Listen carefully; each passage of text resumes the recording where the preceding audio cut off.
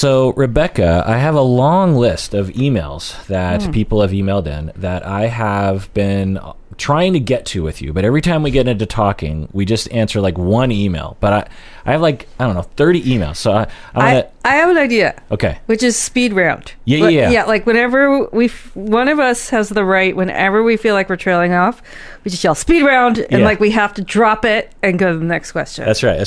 So, trauma dumping. You wanted to talk. So actually, this is not an email, but you wanted to talk about trauma dumping. You texted me the other day and you're like, trauma dumping. We got to talk about it. So what did you want to talk about? Well, so I led my vicarious trauma training and someone brought up this video, which This is for therapists. For therapists, yeah. And she brought up this video and I haven't been able to track down the source material, but I saw all this other stuff about it. So maybe listeners have seen it, where a TikToker who's a therapist did a video where she said she was spoofing a overwhelmed therapist, making fun of her clients for disclosing too much information in the first session. And she said, don't trauma dump. And she got all of this negative feedback and I think had to go off of social media because of all of the... Wait, so let me get this straight. There's a therapist on TikTok ridiculing clients for talking about their trauma in therapy. Yes. Wow. Yeah. My God. Doesn't go well. Doesn't surprise me. Yeah. And the video, I can't find the video, but I read everybody else's responses to it. Yeah. But it was even the term was new to me. Trauma dumping. Right. I haven't heard about it. I hadn't heard it till a year or two ago. Which my joke is now formally known as friendship. Trauma dumping, formerly known as being a good person. Well, listening or talking about your feelings with somebody. And I think what that points to is we're all so stressed out that we don't have room to hear anyone else's traumas. But yeah. And which is really an old thing. You know, I looked a little bit into the discourse around trauma dumping and when it's used, and found that it's just an old premise, a patriarchal premise of don't talk about your feelings and shut up, little lady, about your feelings. I don't want to hear about it. And it's just rebranded as ridiculing trauma dumping. Now, having said that, it can be legitimately used when someone non-consensually corners you and forces you to hear about things that you don't want to hear about, and you have a hard time establishing boundaries, or the other person is making it hard to establish boundaries, then yeah, trauma dumping, sure. But I find that when trauma dumping is being used, it's sort of like gaslighting. Gaslighting is a real thing, but when I hear it being used, I'm usually skeptical about what the premise is as to why they're using it. And to anyone who's out there worried that they're telling their therapist too much trauma, yeah, God, which everyone is, or most people are.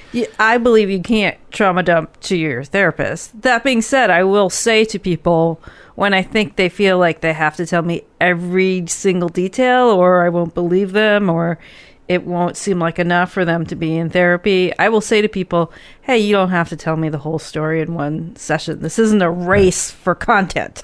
Well, and not like today's episode, because this is a race for content, because we're speed rounding. But the premise, from what I understand that you're saying, which I agree with, is that if you feel like a client, and often people will do this in and outside the office, they will feel like they have to give you a lot of details to justify what they're saying. And at a certain point, you feel like, you don't have to continue to make your case. I believe you. Like, if you want to tell me more, great, but don't feel like I'm skeptical about your claim that you were treated poorly. You can just, you had me at hello kind of a thing. Right, thumbs up. Yeah. I believe you. Yeah, go ahead and continue if you feel like you need to, but don't feel like you're on your heels trying to defend yourself against some sort of scrutiny that I'm doing. Yeah. So what was the reaction in this vicarious trauma training that you were giving? It was interesting. I mean, someone brought it up as an example of a clinician that was way more burnt out than they were willing to believe. Right. Which became really a theme of the presentation, was people kind of realizing, oh, I'm not doing so great. And so the idea that a clinician would put out a video like this what's going on with that clinician that they need to make fun of other people disclosing trauma? Right. They probably just should have said, I'm at the end of my rope. I'm taking a week off. I'll see you in a week. Yeah, and my clients deserve to dump as much trauma as they want to in therapy, and I'm suffering. I can't really do it right now. So, yeah. And I don't want to blame it on CBT or bad training or, a troubling trend that I hadn't predicted, which is why would I predict this, is that I'm finding more and more therapists are essentially being supervised by the internet. Oh. And the internet is not a good supervisor. Yeah. Unless you really seek out competent voices on the internet. But the vast majority of discourse around gaslighting or trauma dumping or narcissistic personality or whatever it is, or love bombing, I hear clinicians starting to use terms from the internet. And I'm like, no. I mean, it was one thing before when people were ignorant, students didn't know anything. It's another thing when they come to you being brainwashed by the idiocy of the internet regarding psychology.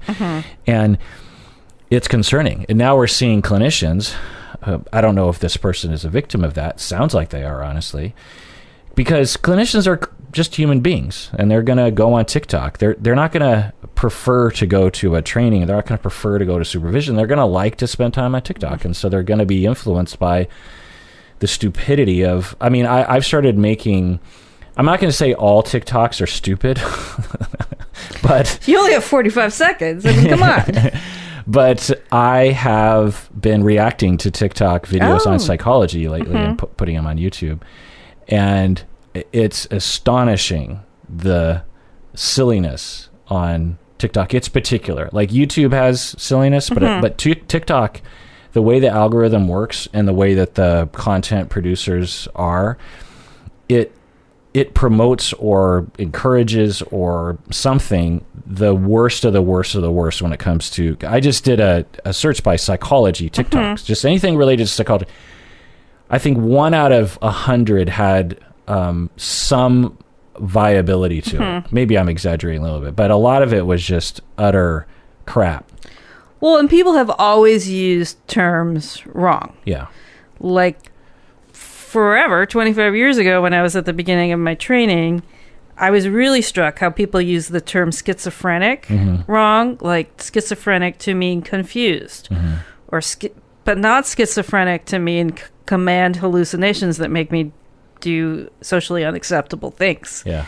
So I remember. But don't you feel like it's worse now, though?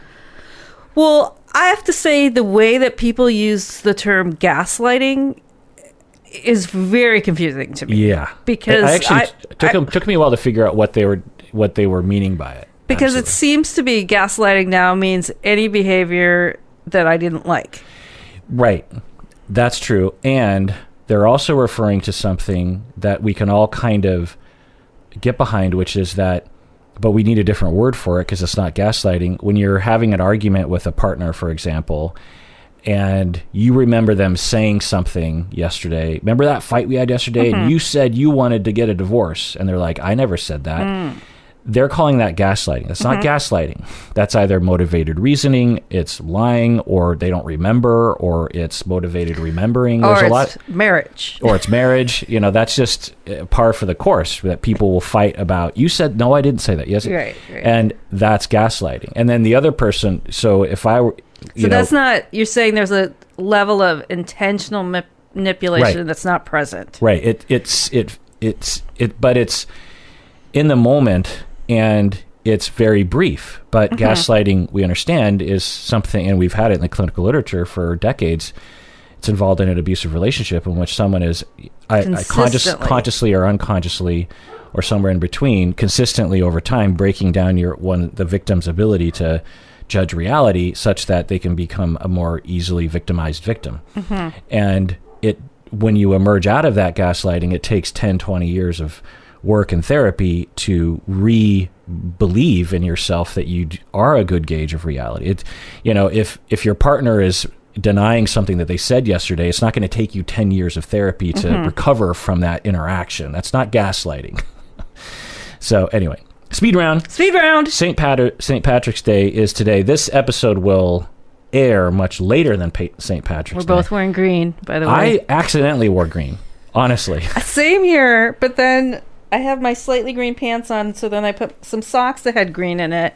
Yeah. And so I'm plenty green. Not that I'm against wearing green. No. I mean, I am slightly Irish. I'm like, I don't know, I love a good holiday. 1/30th. It's also Purim today, which rarely happens. At St. Patrick's Day and Purim fall on the same day. Interesting. So you have a St. Patty's Day story. Yeah. So when I was in San Francisco, which has a huge Irish population, when I was a kid, you used to go down to Union Square on St. Patrick's Day, and they would have like slots that had snakes in them, like gardener snakes, and you would be on a team, and every team would have a stick, and you would poke at the snake with the stick, and the person that got their snake to go out the other end, the first one.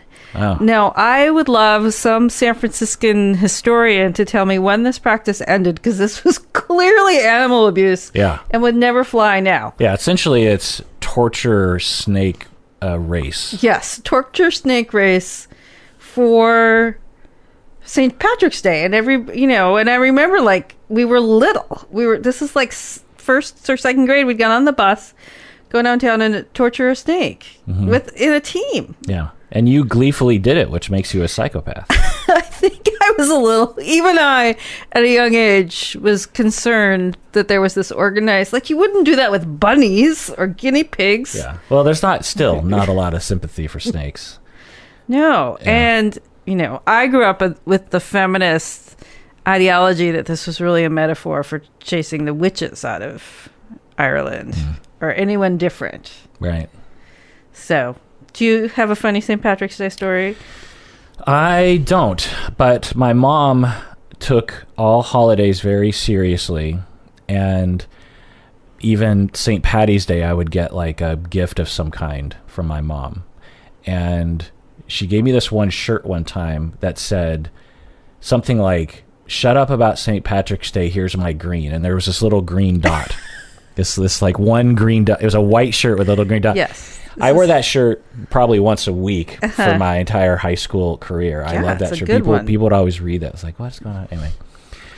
Whoopi Goldberg, I wanted to talk with you about this since you're a fan of Whoopi, and this also involved talking about Jewish people. So if you didn't know, back in January 2022 on The View, her TV show that she's on, she claimed, she kind of went on a little rant about the Holocaust during World War II was not based on race, she was saying. The Holocaust was not about race.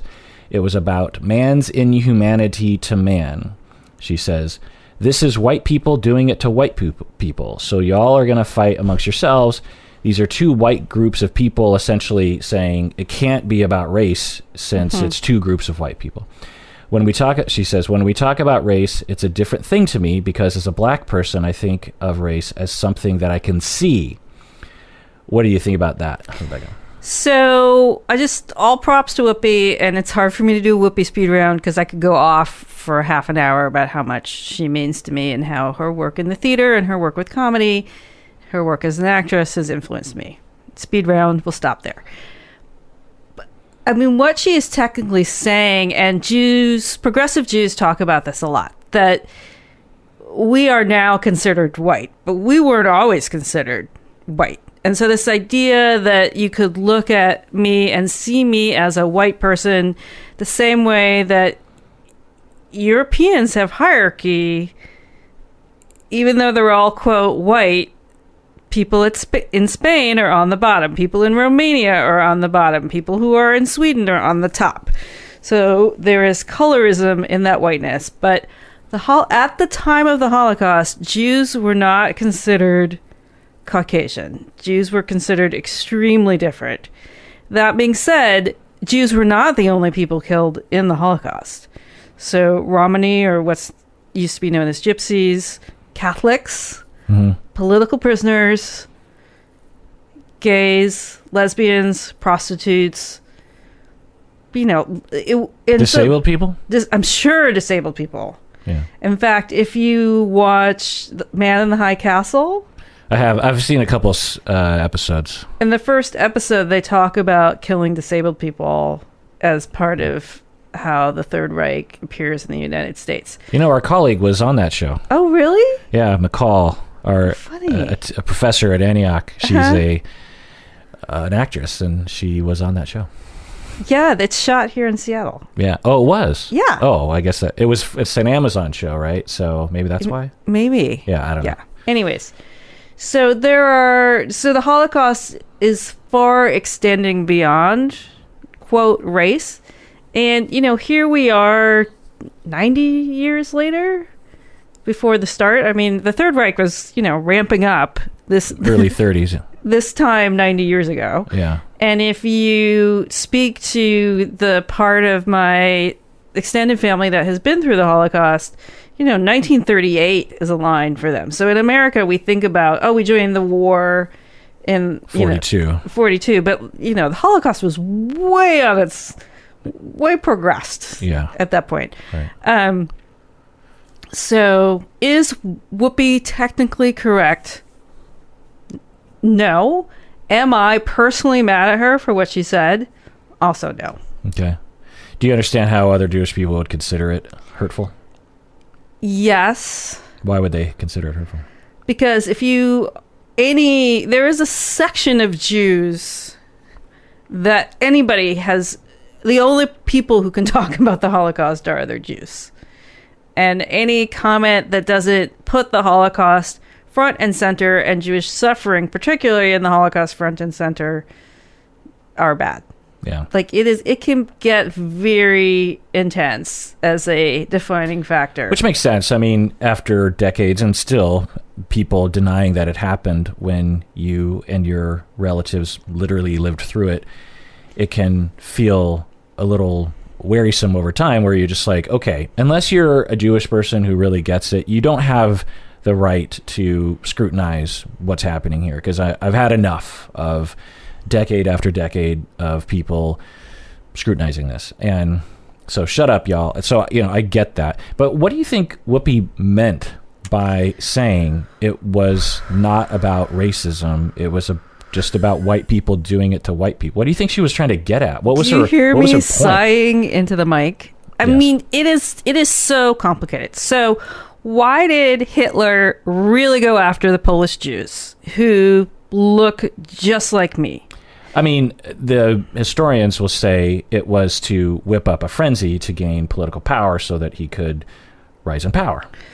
But they also had light eyes and light hair like I do and didn't meet his description of a Jew. Well, and the fact that Jewish people were targeted was because of centuries-old ideas about Jewish people in Europe as being the enemy, and it just was a convenient scapegoat for him to attack, and or he legitimately hated Jewish people and or himself. But anyway, why? What do you get? Why did Whoopi say this?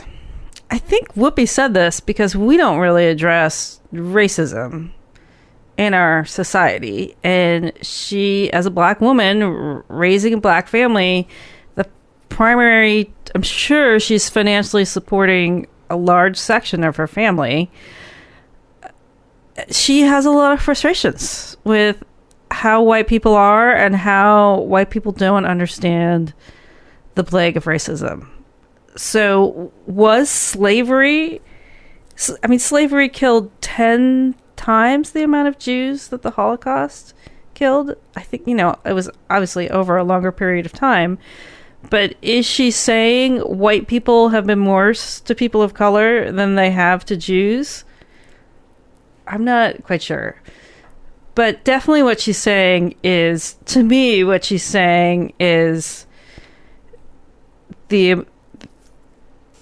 don't even know how to say it. The Holocaust, in the Holocaust, people that to her basically look exactly alike killed each other. Yeah. I don't know. And I've thought about this a lot, and I've read her apologies and heard other commentators, other podcasts with black hosts will talk about what she did. And I haven't heard anyone say this, so I'm thinking maybe I'm off base, but what do you think? I think what she was getting at was that racism against black people in the United States is horrible and deeply ingrained in our culture and is still going on. And I feel like kind of what you're getting at, people don't take it seriously. And that when people talk about the racism happening during the Holocaust as some sort of, well, racism happened. I imagine, I'm guessing she was arguing with someone that wasn't on the TV show, that she had a previous interaction with of some kind, that they were saying something like to her, she was talking about, or she heard someone else advocating for awareness of racism against black people. And someone was saying, well, racism happens all over the world. The Jewish people were, it just happens. It's just normal part of human life or whatever. Somehow the message was the data point of the Holocaust was brought up as a overall messaging around it's not a big deal or it's not as bad or something along those lines. Or you have to demarcate people. I mean, there's a reason that Jews wore a yellow Star of David on their clothing at all times during the Holocaust to demarcate themselves as other. And there's a reason that numbers were tattooed on their arms in the camp to say this person is other. If this person ever had a chance as passing as a non-Jew, here is evidence that they are a Jew. And Jews were able to hide.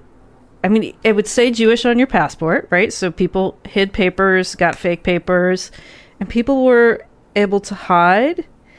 And in America, a black person cannot hide. Right. And that's the other point that she's getting is that, and she even brought that up in her apologies, is that for, Jewish people can, in the United States anyway, and I guess outside of being branded, can blend in if they want to. They could act Catholic or Protestant or something else, and or act English or whatever it is, and not that there aren't English Jewish, you know what I'm saying, right. To act like whatever it is considered to be the acceptable white people. And black people can never do that and will never be able to do that.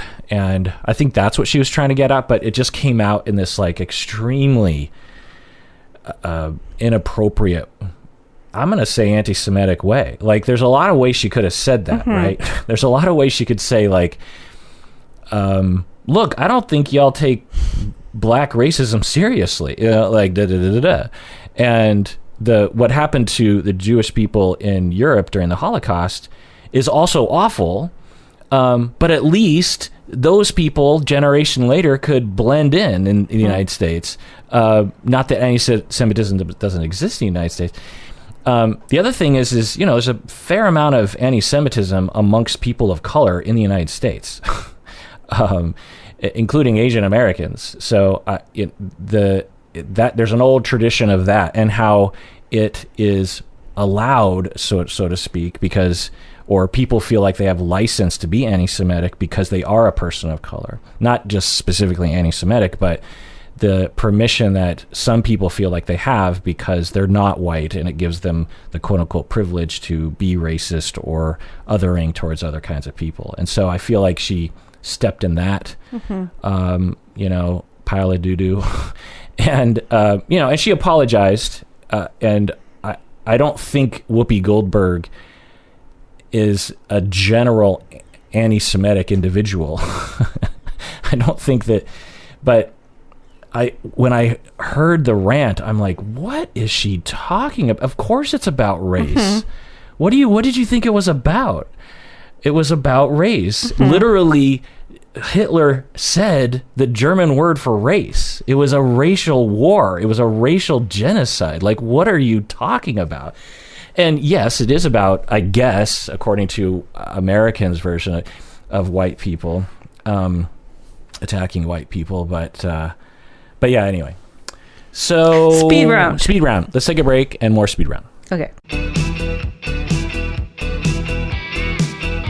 So Rebecca, you watched the Anna Delvey Loved show. it. I haven't watched. I saw a little bit of it. Gotta watch it. I'll watch it. I'll rewatch it with you.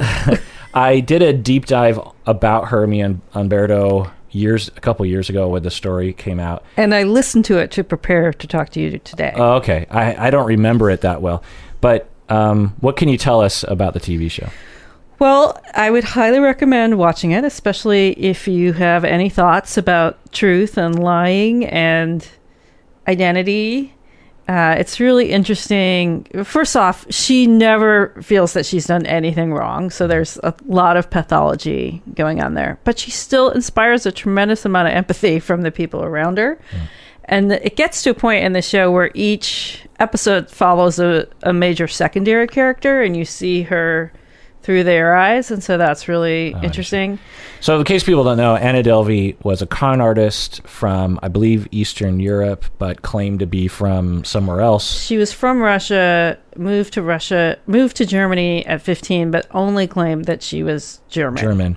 And conned her way into the ritzy life of rich people in super nice hotels that cost $10,000 a month, or I don't know, some astronomical price, and she's a young, pretty girl, young petite woman, and would kind of use that to her advantage. And she was hanging out with very rich people, but just a classic psychopath, from what I could tell from the, similar to the Tinder swindler kind of person. Maybe not as bad, but also love that one. But definitely of that ilk, where they just can't help themselves. You're just looking at, you look at that person's story and you're like, well, obviously you have talent and charisma. Why did you use it to just blaze a trail of destruction that will eventually catch? Because she was in debt, like hundreds of thousands of dollars, and then eventually it. And the thing about the Tinder swindler is he's only criminally responsible for a little bit of what he did, because a lot of what he did was just ask people to give him money. And he lied to them about being their boyfriend, but that's not a crime. It's fraudulent. It's kind of interesting if you fraud a human being, that's not against the law. But fraud a business. But if you fraud a bank, then all bets are off. That's like a high Interpol international crime that you can go to jail for years over. I find that to be highly suspicious. Well, and it's actually, she uses that to her advantage. So in the show, every episode begins with everything in this show is true except for the stuff that we made up. So you don't know what's made up. But one of the interesting angles that they take is that she defrauded this woman of $200,000, and the woman doesn't report her because the woman wants to keep her status. This is an affluent woman, in her early 60s, who surrounds herself with beautiful young people and has Anna run errands for her. And when she gives Anna the credit card to pay for something, Anna buys an extra $10,000 worth of stuff every time. And then it adds up and comes back to the woman. But the woman won't report her because she doesn't want anyone to know that she's been swindled, which I thought was really interesting, that there's this whole status piece. Because it makes her look like, one, stupid, and two, that she cares about money or something. Because if you're super rich, you don't care. Okay, yeah, she took $200,000. I don't care. Who cares, right? That kind of thing. Yeah. So how many Rebeccas out of 10 would you give this TV show? An 8, easily. All right. It's a good, easy watch, and the music's really good, and it's Shonda Rhimes, who I've never really gotten into before, and I can see the formula. I would hear Stacey watching the show, and I remember thinking, like, wow, that's a good pull, that musical, and they would really let the song breathe on the show, it seemed. Did it glorify Anna Delvey's con artistry? I don't think so. It really showed the emotional impact of everyone that she swindled and how it impacted their lives and their inability to trust. Does it make her look cool? No. She's in jail a good portion of it, and she is continuing to push away people while she's in jail. But she's also hustling while she's in jail to get by. You can see this is a survivor.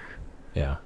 Yeah, and as a lot of con artistry emerges from, it doesn't justify it by any means, but of the and the injection of classism and materialism, because the Tinder swindler and Delvey, if they were really interested in survival, they would have squirreled away $5,000 in a bank account, or bought stocks, or bought a house that has value. But it was never that. It was always like super extravagance and just wasting money on clubs and, overpriced hotels.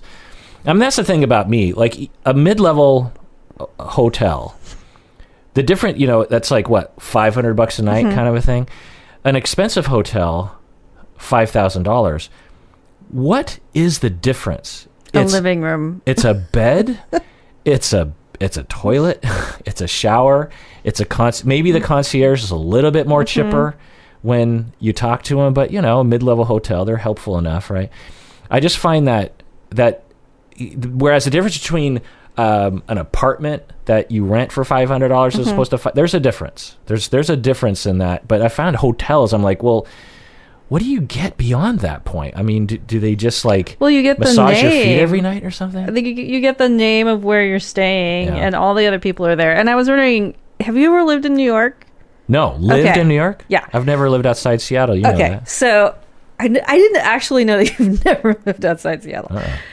So I've lived in New York, and this was very reminiscent. When you live in New York and your friends are doing this and that, every once in a while you're a +1 to an outrageous event that you should really not be at. And you watch this culture that Anna Delvey is in, and how important status is to each other. And then when even the fancier person arrives and the whole room turns to see, oh my God, they're there. So if you think of tiny Met galas happening all over town all the time. So gross. It's like, and I've had snippets of that where people will be like, because it's all about, especially now with selfies and whatnot, that the next day they can say, maybe even on Instagram, oh my God, I was at a party and so showed up. And it's just like, who cares? Like, that's a human being. Did they somehow enhance your life because they walked in the room? Like, shut up. I don't know. It's just like, stop it, people. Like, there's more meaningful things in life, like the fact that we're polluting our planet and everything's going down the toilet. Anyway. Speed round. Respond. Anonymous patron said, for years now, I have been subject to aggression from strangers in public. How should I respond to prejudice in public? Rebecca. Well, there's a couple ways to go. I mean, you can respond back if you feel safe enough to do so. I mean, that's how many of the terms that are seen as slurs get used back. So if someone yelled at me, "You're so queer," I might, if I felt safe enough, would yell back, "Yes, you are perceptive." People do shy away from those situations, and I have too. Like, you just put your head down and keep going and know that that's that person's crap and not yours. There have been times in my life where I have changed the way that I have dressed or presented to get less attention. I hated that I had to do that. But I remember actually showing my friends an example, because I always wear my hair up. And someone asked me, why do you do that? And we were downtown, and I was like, okay, watch the difference. And I put my hair down, and I got treated completely differently by men in terms of comments and looks. And it just depends on what you have the energy for. It's exhausting, and it's why for gay people, especially in my youth, it was why we hung out in big groups so that we weren't alone in those kinds of attacks. Yeah, I don't know what, I mean, I think about the times where I've been in public and I've been called some kind of Asian slur, and I'm trying to think of a time when I responded in a way that felt satisfying to me. And I think the one time I can think of that I responded in a way that I at least don't regret was I just didn't say anything. I just looked at him like, huh? And it's like, did that just come out of your face? And but that doesn't feel satisfying to me. It's not like I got him back, right? And I'm just trying to think what you could say back that would be satisfying, like racist or like, I don't know what you could say, like, yeah, thanks for that. Like, oh, you must be a genius, or go back to the 1950s, or I don't know, like, I'm just trying to think what you could say that would be a zinger or that would get the other person to think. Like, people will email in questions like this, and the general policy or foundation I have is when the other person creates a problem, you can't roll that back. Yeah, there's nothing you can do to recover the situation, because they've created a massive problem that the two of you are just not going to dig yourself out of no matter what you say. Right. I mean, I always think, like, keep yourself safe. Yeah. Which is sad. Yeah. Speed round. Anonymous patron from New York says, speaking of, how can I move on from racist comments? I am a third culture kid who lives here in the United States. Although I'm originally from Asia, I speak American English as my native language with no accent. I get incredibly frustrated when strangers ask me where I'm from, make assumptions about who I am, or straight up tell me what ethnicity they think I should be, when it's clearly because of the way I look and not because that they want to get to know me. These comments mostly come from new immigrants from my parents' culture, where it's not considered as inappropriate to ask about very touchy personal matters such as body weight and relationship status. And I can't help but feel resentment towards my parents' culture. Working on it in therapy hasn't helped me much at all.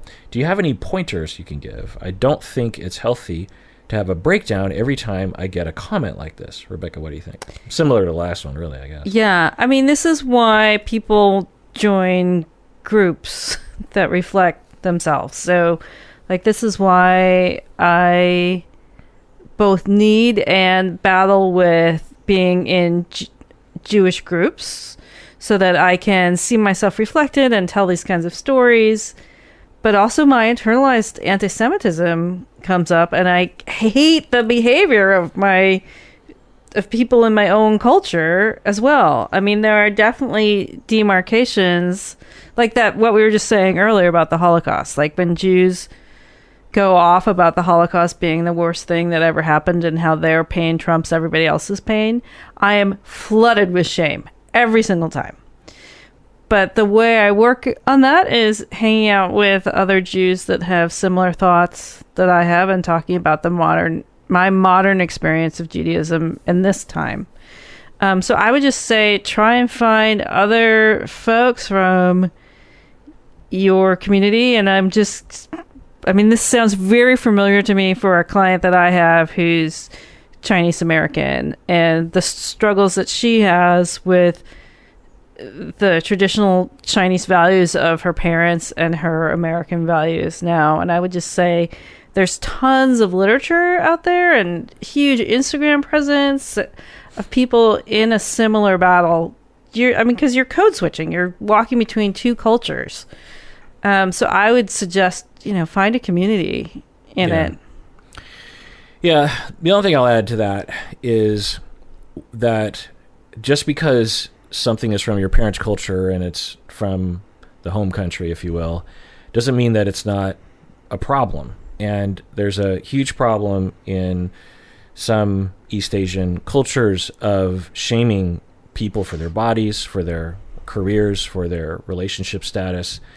And it's not okay. So what do you do? Again, once they throw it out there, it's hard to make it right, so to speak. But you do have the right at least to consider saying something to your parents' friends and aunts and uncles, to say something like, hey, when you say that, when you ask me that question, it really puts me in a weird position. And I know you don't mean anything by it, but it makes me feel like crap. And I know you don't want to make me feel like crap, and maybe this is the American in me or something, but I just don't like it when you comment on the fact that I've gained a little weight. I already have a complex enough as it is, and I'm sure you don't mean it that way, but it hurts. Or, the fact that you sort of ask me that question every time I see you, when am I going to have kids? It sort of implies to me that you don't feel like I'm a worthy human being without kids. I know you don't mean it that way, but And again, maybe this is the American in me, and I'm sorry that I'm saying this, but I just wish,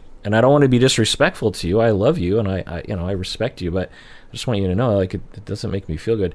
And I've had this conversation with a lot of Asian American clients, first, second, third generation, and it's nuanced, because sometimes you're just like, well, it is what it is. That's another thing that you can kind of do, is say, well, they're from the old country and that's how they think, and that's what they all do this, and I'm not going to take it personally.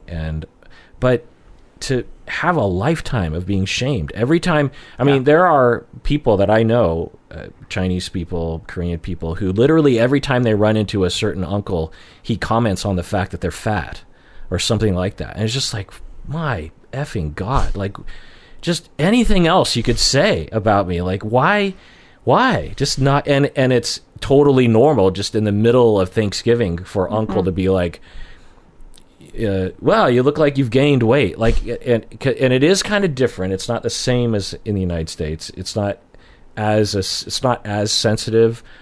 One, it's not as sensitive a topic in general. It's not like someone from that region can't be sensitive, but it also is considered totally normal to just call people out in the middle of a family. Your body is everybody's body, right? Yeah. Your presentation belongs to the whole group. It's not just yours. Yeah, but that notion, even though is common, I don't consider it to be very helpful, even if you're embedded in that culture. Some difference of that element, I think, is fine, but how far it goes is, it's just not a great.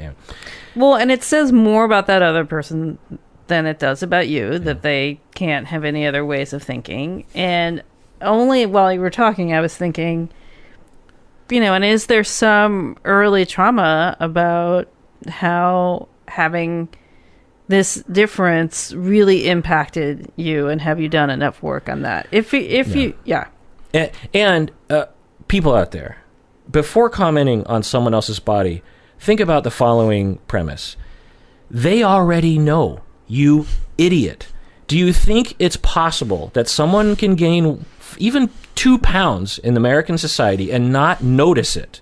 Do you think it's possible that an American can, change their pant size and not take note of the fact that they're bigger now? Like, you don't have to point it out. They already know. So shut up. Anonymous patron says, speed round. I've been worrying lately since my boyfriend and I sometimes talk about having kids. He's Jamaican, but my mom is racist in a passive way that a lot of white people are in the way that a lot of white people in their 50s are racist. That's us. That's me. I could easily see her calling a child we have mulatto or joking in a Jamaican accent to bond. Mm-hmm. I've had many discussions with her about racism, and it's like talking to a brick wall, because she maintains that it's not racist to recognize differences in people, which isn't all of what's actually happening in my eyes. I think I may just have to cut her off completely. Mm-hmm. Should it come to this, in your opinion, what would be the lesser of two evils? Obviously, I love her, but I already am a mom, and the idea of letting anyone just hurt my child is unfathomable. Rebecca, what do you think? Yeah, this is, excuse me, this is a real issue, that if she's unable to see this child as fully human for any reason, it's really difficult to hang out. And, you choose your child first over your parent. That's how we're genetically programmed to do. If she doesn't make you feel safe consistently and can't learn new behaviors, the kid is going to feel it. I mean, I've heard stories of this all the time, of people who have a child who really presents as darker skin than maybe other children that they've had, and that the grandparents can't let go. Yeah. Even George W. Bush. The royal family. Where the royal family is a great example. And was it George W. or just George Bush, where they had the brown grandchild that he called on national TV the brown grandchild? God. So, yeah, we have a huge problem with this, with race and colorism in our society. And I can understand your fears. The idea that your parent would be condescending and racist to your child, that's very, very difficult. Yeah. And you may have to cut her off. Yeah. Especially if you've talked about it before. And I think that you're completely in the right, in my opinion, based on what you're saying, to consider cutting them off or limiting contact because you've tried to talk with her about it. Having said that, unless your mom is a psychopath, there's an avenue toward understanding and change, which often involves longer conversations. You know, you mentioned that she's the sort of person who will say something like, "Oh, where are you from?" And you've pushed back on that and said, you know, it's not very helpful.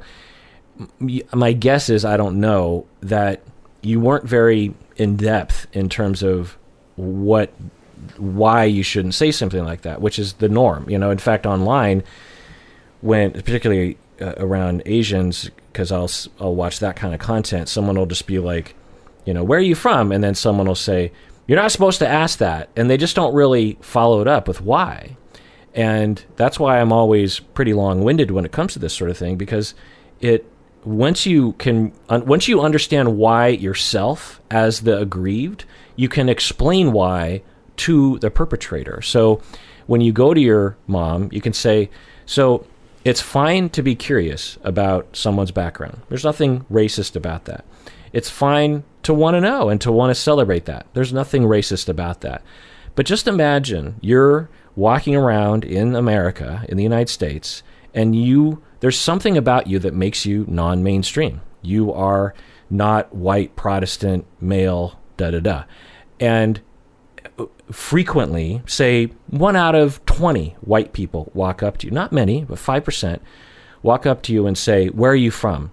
After the 1,000th time, it's going to be aggravating. It's going to be a reminder, and you match that up with the fact that you're, say, 25% of the time, in a very noticeable way, treated unfairly. You're being treated as lesser or scary or something. And this question of where are you from reminds you of the fact that behind all of those smiles and how are yous that white people are doing is, in all likelihood, a recognition that I don't belong and that I'm different and that I'm lesser or something. You know, there's something different about me that is immediately recognizable to other people that provokes this question, where are you from? So when you ask, where are you from, you're not coming from a horrible place for sure, but it reminds them of all of that. And so just don't ask those kinds of questions. Right. And you're reeking in your privilege that you're assuming that I'm from here. You must be from somewhere else if you don't look like me. Right. So I want to recommend one resource that I've really been enjoying. It's Blair and Monty on Instagram. She's known for this thing called Smarter in Seconds, where she takes really tough topics and breaks it down. And she has a new one came out a couple of days ago called 6 Tips for Tough Conversations. And the first one I thought was really interesting was, just remember, you're just here to state your opinion. You can't really convince anybody of anything. And that this comes up so much in conversations about intergenerational conversations addressing race or class, where the older generation just can't shift. Yeah. They can't pivot quickly. Yeah. And this idea for us as younger people to remember, like, we're just stating our opinion. We're not going to change their minds. And that's something that you have to sit with. Yeah. And I've had all sorts of reactions. 95% of the time, I will just blurt something out that is mean, you know, because I'm, as you know, podcast listeners out there, I'm not opinionated, and I'm not confident in my opinions. So when an older person says something that's homophobic or transphobic or something, I'm just thinking about something I went through not long ago. I just blurt out like something like, "What did you just say?" What? You know, and I'll just attack. I just go on this because I feel I'm angry, and I feel hurt for those people who are being hurt, and I guess by extension my own victimhood and on various identities. But it doesn't come out well. I will say that there are times when that happens when I walk away and go like, well, that wasn't the best, but I don't know, the person deserved it. Like, and they're talking to me. Like, I oftentimes think about that. I'm like, people know who I am and what I stand for and where I work and all that kind of stuff. And so I'm like, you not only said that, you not only thought that, but you said it in front of me, and you know what I stand for. And so you stepped on that landmine yourself. And so if you're going to get an explosion, then that's just what you're going to get, because you said it to me, and you should have known better. I want to speed round here, but I also I just was thinking recently about a friendship that ended, I think, before the pandemic. Someone from high school, which for me is like a class divide, generation divide. Even though we grew up at the same time, it's where I went to high school was like the 1950s. And this person said... You went to high school with Tucker Carlson, right? I went to middle school with Tucker Carlson. Yeah. To give everyone a sense of what I'm talking about. And so... our friendship ended about me advocating, just sharing a story of a trans masculine friend I had. They were in the ER. They did not get read correctly for their gender and how they needed to pee, and it was like a complete disaster. And so I just wrote this kind of, I felt like kind of simple, joyful advocating post, like, look, hey people, you may not know what trans masculine means. If you come across that person and they need to pee in the emergency room, here's what they need. And this person that I had reconnected from high school with Tucker Carlson. Meaning just point at the bathrooms, don't point at a particular bathroom. Right? Well, not even that. Don't hand them a certain device that that people with penises can use to urinate in. But if you don't have that part, you can't conveniently use this item. Oh, okay. Which Lady Bunny just joked about using as a gravy boat, which was very funny. So, and this person just went off about advocating for the people in the ER and how should they possibly know what transmasculine meant. And I feel like they should be the first people that would know, because it's... Well, especially here in Seattle. Maybe in other parts of the country it's not a big deal. Yeah. But here... Like expecting your accountant to understand is a lot, but a medical professional, it should be one of those things that you just learn about. Yeah. So the comment to me was so inflammatory, knowing who I am and who my friends are on Facebook. I took the comment off and wrote this person, we'll just call him Tucker Carlson. I wrote Tucker Carlson back channels and said, hey, just so you know, like, this is what I did. And he completely flamed me about, I don't allow free speech on my page. And I had conversations with friends over the next couple days. This is your personal wall? Yeah. This is your personal Facebook page? Yeah. And he's screaming free speech on your personal Facebook page? Yeah. Wow. And not a huge loss at that point.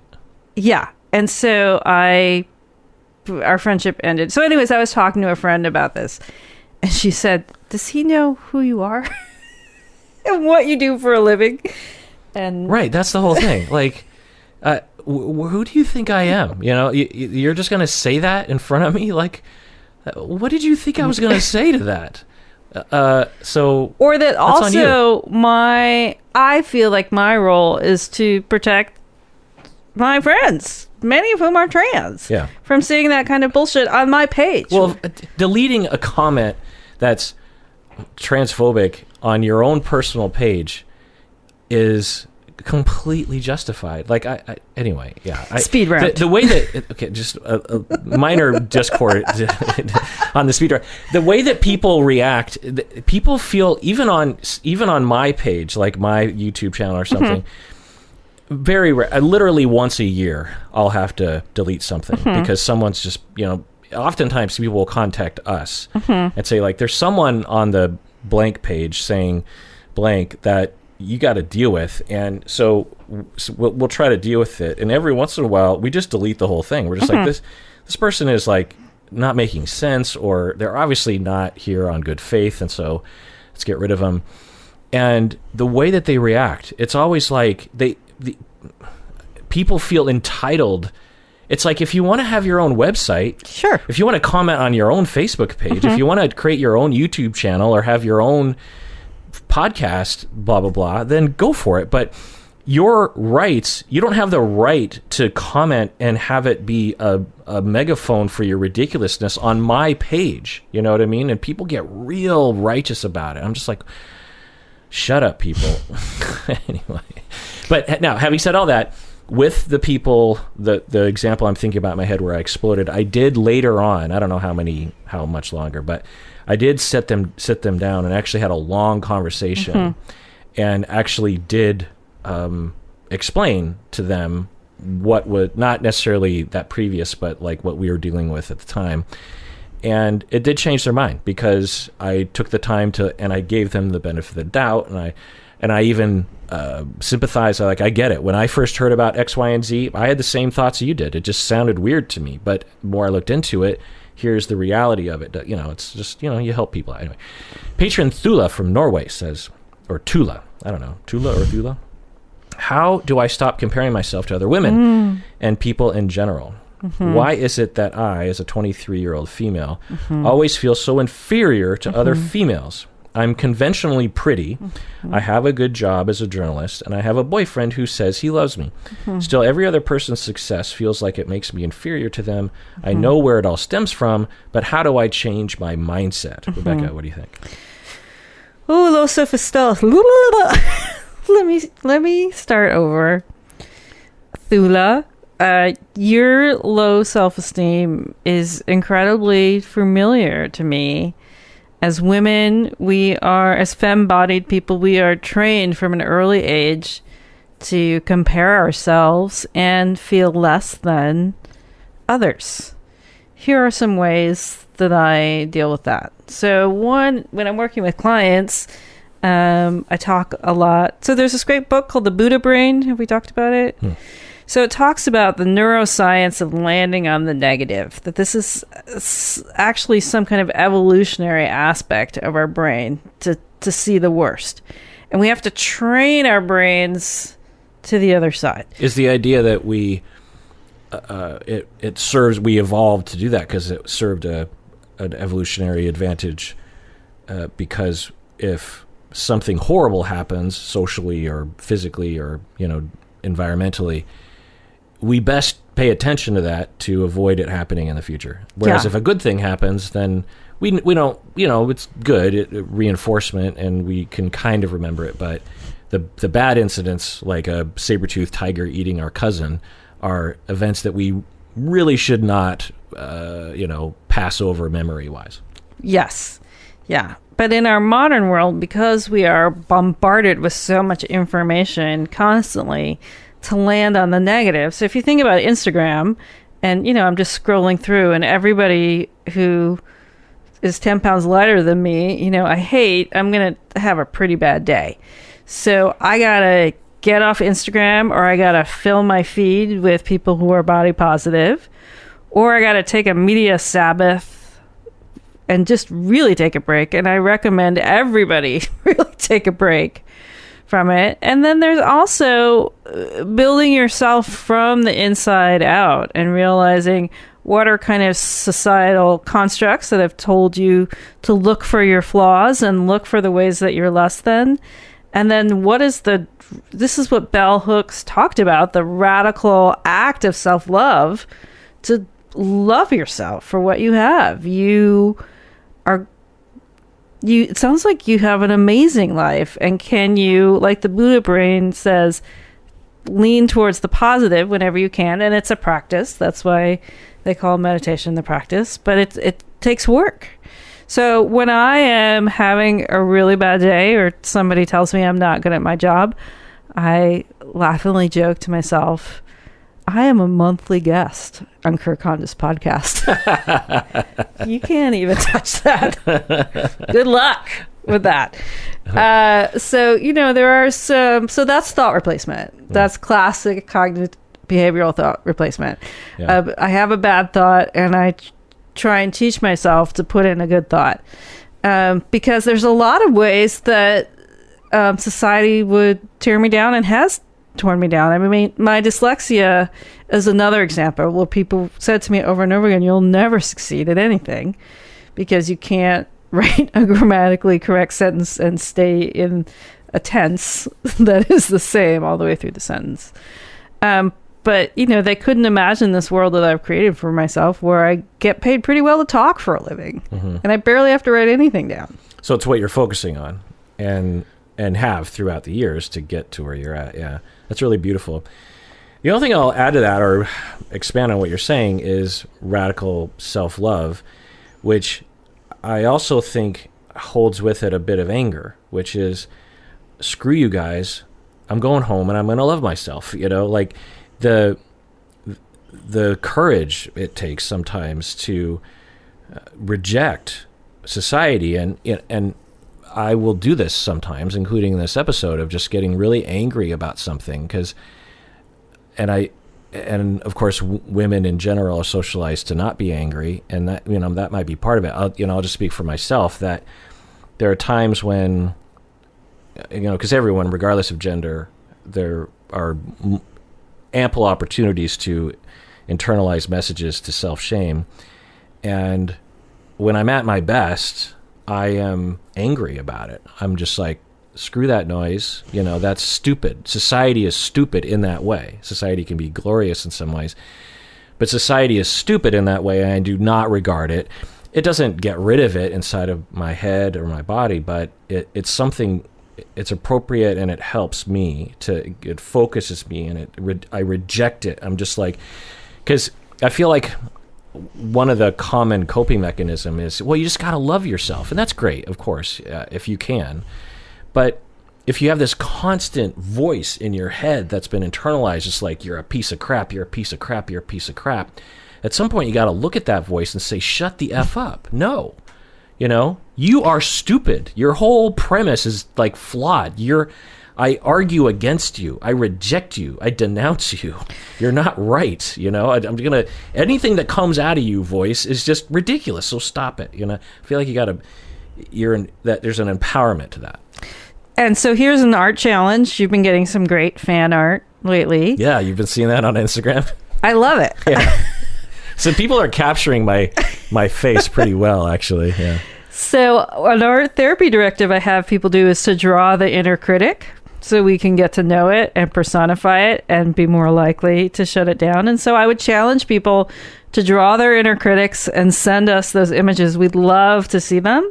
But once you draw that inner critic and externalize it and can look at it and make fun of it and realize it's not all that powerful, you can shut it off. You can replace it with another voice. Yeah, if you want to, whatever art you're doing, take a picture, Instagram it, and tag our text, which is Rebecca's Instagram.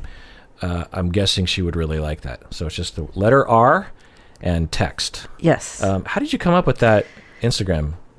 So long ago, I dreamed of being a DJ, and I thought it was funny. So it's T-Rex, but turned around, okay. Our text, but it's also our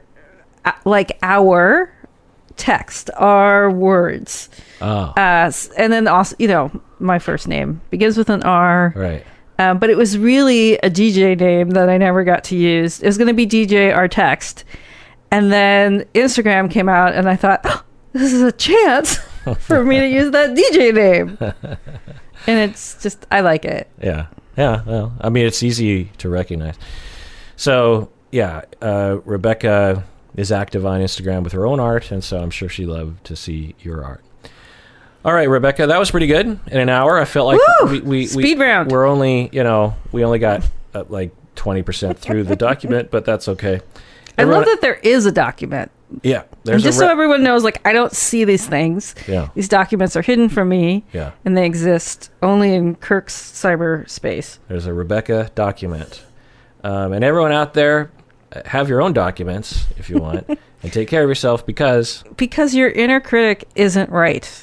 So go ahead and shut that sucker up